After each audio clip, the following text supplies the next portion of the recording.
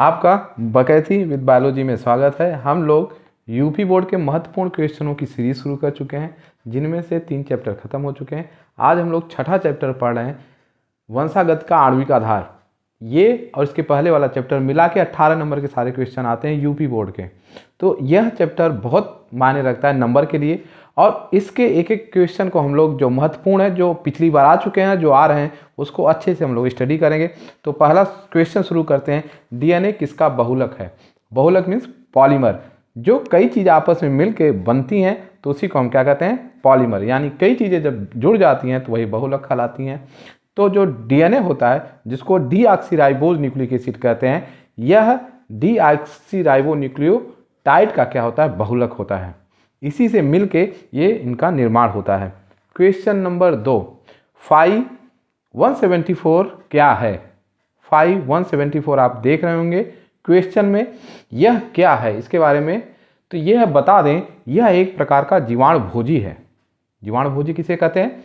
ऐसे वायरस, ऐसे विषाणु, समझिएगा, ऐसे विषाणु जो भोजन करें, जीवाणुभोजी, यानी जो जीवाणुओं का भोजन करते हैं उन्हीं को हम क्या कहते हैं? जीवाणुभोजी। इंग्लिश में इसको बैक्टीरियोफेज कहते हैं। क्वेश्चन नंबर 3, डीएनए में कौन सी शर्करा पाई जाती है?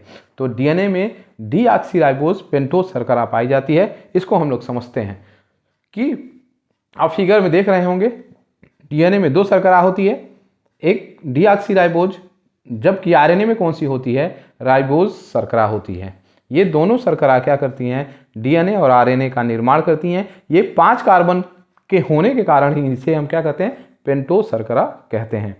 और इसको हम आसान ट्रिक से, आगे सभी क्वेश्चन को ट्रिक के साथ हम लोग पढ़ेंगे, जिससे पूरा क्वेश्चन अच्छे से हमको तुरंत याद हो जाए और आपको वीडियो के अंत तक आपको सारा क्वेश्चन क्या हो जाएगा? याद हो जाएगा। न्यूक्लियोटाइड को बताइए, न्यूक्लियोटाइड क्या होते हैं? अभी हम लोग पहले क्वेश्चन में देखे क्या, न्यूक्लियोटाइड के बहुलक ही मिलकर क्या बनाते हैं? डीएनए का निर्माण करते हैं। तो न्यूक्लियोटाइड होता क्या है यहाँ समझते हैं। जब शर्करा, शर्करा मीन्स शुगर, उसको सामान्य भाषा में हम क्या कहते हैं? चीनी। इसको समझते हैं। शर्करा, नाइट्रोजनी क्षार, नाइट्रोजनस बेस, नाइट्रोजनी क्षार और फास्फेट ग्रुप, तीनों मिल जाते हैं तो क्या बनता है? न्यूक्लियोटाइड का निर्माण होता है। ध्यान से समझिएगा, चीनी, नाइट्रोजन, फास्फोरस। याद करने का तरीका, चीनी, नाइट्रोजन, फास्फोरस, चीनी, नाइट्रोजन, फास्फोरस मिलते हैं तो बनता है न्यूक्लियोटाइड। ये भूलेंगे नहीं आप। चीनी, नाइट्रोजन और फास्फोरस 3 मिल गए तो शुगर, NP मिल गए तो न्यूक्लियोटाइड का निर्माण हुआ। अगर इसमें से एक फास्फेट हटा दिया जाए, यानी सिर्फ चीनी और नाइट्रोजन जोड़ें, तो क्या बनते हैं? न्यूक्लियोसाइड। फिर से ध्यान से समझिएगा, जब चीनी और नाइट्रोजन मिलते हैं न्यूक्लियोसाइड होता है, और जब इसमें फास्फोरस डालते हैं तो न्यूक्लियोसाइड क्या हो जाता है? टाइट हो जाता है। तो इसीलिए इसको टाइट बोले। यानी चीनी नाइट्रोजन में जब फास्फोरस जोड़ दिए तो क्या हो गया? न्यूक्लियोटाइड। तो ये याद रखिएगा कि जो न्यूक्लियोटाइड होते हैं उसके 3 घटक होते हैं। पहला शर्करा, दूसरा नाइट्रोजनी क्षार, और तीसरा क्या है? वो है फास्फेट ग्रुप। तो ये 3 मिलके क्या बनाते हैं? न्यूक्लियोटाइड का निर्माण करते हैं। आगे समझते हैं न्यूक्लियोसाइड कैसे बनते हैं। अब न्यूक्लियोसाइड आपको यहाँ क्लियर हो गया। ये याद है, चीनी और नाइट्रोजन, यानी शर्करा, शुगर और नाइट्रोजन, हम दोनों को जोड़ देते हैं तो वो न्यूक्लियोसाइड का निर्माण होता है। क्वेश्चन नंबर ये कौन सा था? Question number 5। क्वेश्चन नंबर 6 क्या है? न्यूक्लिन शब्द। न्यूक्लिन शब्द किसने दिया? क्यों? क्योंकि यही आगे चल के क्या हुआ? न्यूक्लिक एसिड में बदला। तो न्यूक्लिन शब्द किसने दिया और कौन से वो वैज्ञानिक थे? तो वो वैज्ञानिक थे, ये शब्द दिया गया 1869 में फ्रेडरिक माइचर के द्वारा। फ्रेडरिक माइचर जो है एक वैज्ञानिक थे, उन्होंने इस शब्द को दिया। अब इसको याद करने का ट्रिक देखते हैं। न्यूक्लिन, न्यू माने नया, क्लीन माने साफ। न्यू क्लीन शर्ट, नई साफ shirt. New clean shirt rich मच्छर ने पहनी। न्यूक्लिन शब्द का रिच मच्छर, यानी फ्रेडरिक माइचर ने पहनी। ये आसानी से याद हो गया कि नई शर्ट किसने पहनी? रिच मच्छर, यानी फ्रेडरिक माइचर ने पहनी, यानी ये न्यूक्लिन शब्द दिया। तो ये आपको याद हो जाएगा कि न्यूक्लिन शर्ट किसने पहनी? रिच मच्छर ने पहनी। तो ये आसानी से इस लाइन को याद कर लें, आपको फ्रेडरिक माइचर का जो है नाम याद आसानी से हो जाएगा, आप भूलेंगे नहीं कभी। फिर अगला क्वेश्चन, क्वेश्चन नंबर 7, डीएनए का द्विकुंडलित मॉडल डीएनए का द्विकुंडली मॉडल, जिसको डबल हेलिक्स मॉडल कहते हैं, किसने और कब दिया? तो इसको 1853 में वाटसन और फ्रांसिस क्रिक, दो वैज्ञानिकों ने मिलकर ये मॉडल दिया था। तो इसको याद करने का तरीका क्या है कि 53 वाट से सन क्रिक हो गया, 53 वाट यानी 1953 में, वाट और सन, वाट का जो सन यानी बेटा वाटसन, ये वैज्ञानिक का नाम आ गया। वाटसन से क्रिक यानी क्रिक माने पागल होना, तो 53 वाट से सन क्रिक हो गया। वाटसन और क्रिक ने 1853 में वो क्या दिया? डीएनए का डबल हेलिक्स मॉडल। तो इस ट्रिक से आप ये हमेशा याद रखेंगे कि डबल हेलिक्स मॉडल किसने दिया। क्वेश्चन नंबर 9, मूल सिद्धांत सेंट्रल डोगमा किसने दिया? तो आपको मूल सिद्धांत कौन देने वाले? मूल सिद्धांत देने वाला क्रिक हो गया। क्रिक मीन्स पागल, जो मूल सिद्धांत दिया वो क्रिक हो गया। तो किसने दिया? फ्रांसिस क्रिक ने ही मूल सिद्धांत दिया था, इसीलिए इसको याद करने का ये तरीका हो गया, मूल सिद्धांत देने वाला क्रिक हो गया। अब अगले क्वेश्चन को देखते हैं कि मूल सिद्धांत क्या था। मूल सिद्धांत में होता क्या है कि ध्यान से आप देखिएगा, डीएनए से किसका निर्माण होता है? डीएनए का। तो इसको कहते हैं प्रतिकृति।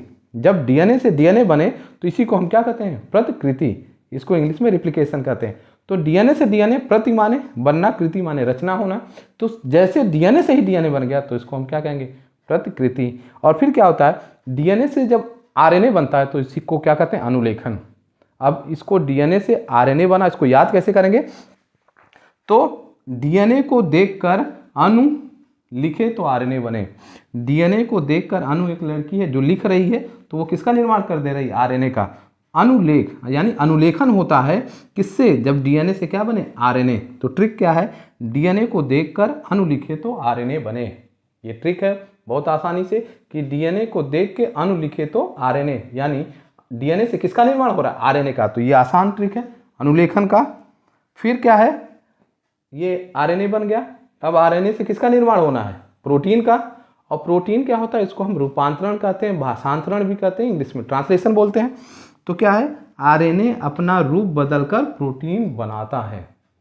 आरएनए अपना रूप बदलकर, रूप यानी रूपांतरण करके प्रोटीन बनाता है। तो बहुत आसानी से है, आरएनए अपना रूप बदल के यानी रूपांतरण करके प्रोटीन बनाता है। तो इस तरीके से आपको ये पूरा मूल सिद्धांत समझ में आ गया होगा। इसको देने वाला क्रिक हो गया, यानी वाटसन एंड क्रिक, वो फ्रांसिस क्रिक ने दिया। और प्रतिकृति यानी खुद से डीएनए बनना।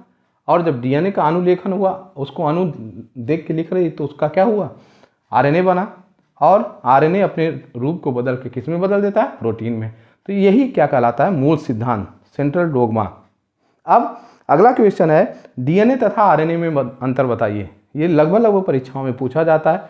तो डीएनए में जो शुगर होता है वो डीऑक्सीराइबोस शुगर होता है, जबकि आरएनए में कौन सी होती है? Ribose sugar.